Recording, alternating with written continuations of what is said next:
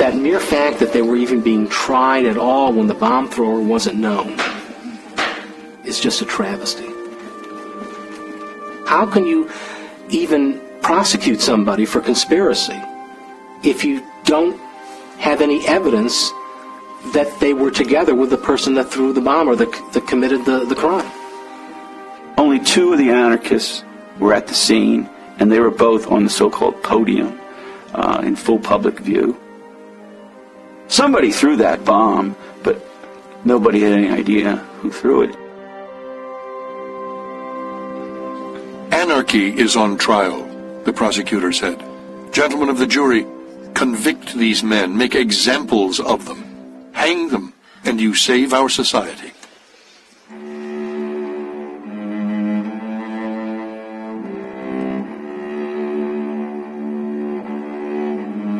The verdict was guilty. The sentence, death by hanging. 3 asked for clemency and got life in prison. 1 blew himself up in jail with a cigar bomb.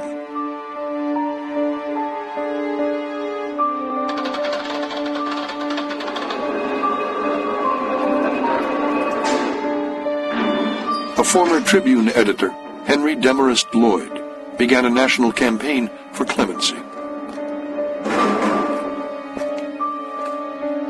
Illinois' governor said he would support it if the businessmen did. Banker Lyman Gage gathered 50 of the business elite to argue that clemency would improve labor relations. He seemed to sway them. But they feared to cross Marshall Field, Chicago's most influential businessman, who was opposed. The great industrialists all, I think, woke up, at least at times in the middle of the night, in a cold sweat and worried about revolution.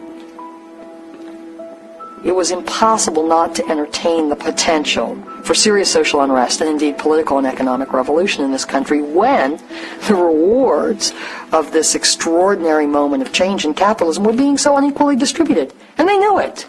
Field knew it. Pullman knew it. Swift knew it. Armour knew it. They couldn't not know it. And that was a very scary possibility for people like Field. You have to remember that this is a period of time that was still in the shadow of the Civil War.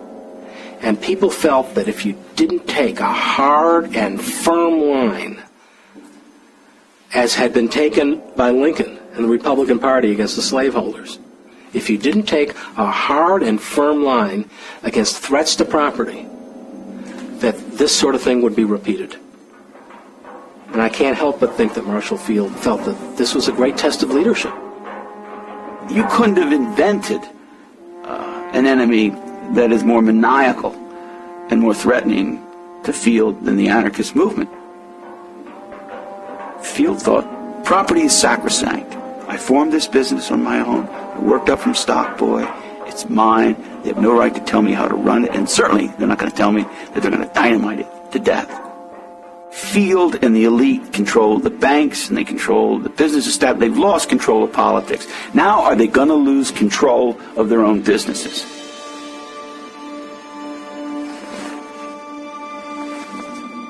It caused a furor throughout the world. People saying, don't hang these guys. Commute the sentence.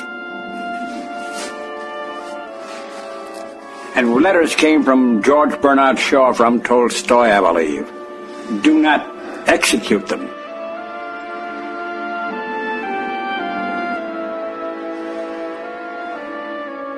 But there was one industrialist who was adamant, and that was Marshall Field I, the merchant prince.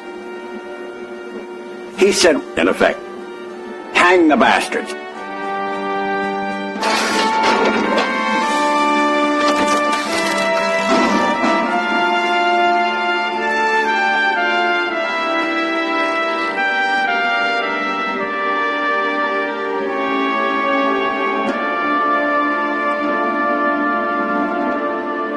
As Chicago's capitalists tried to put their labor problems behind them, a memorial to the anarchists became a shrine for revolutionaries. the elite's attempt to project an image of urban harmony to the world would not be easy.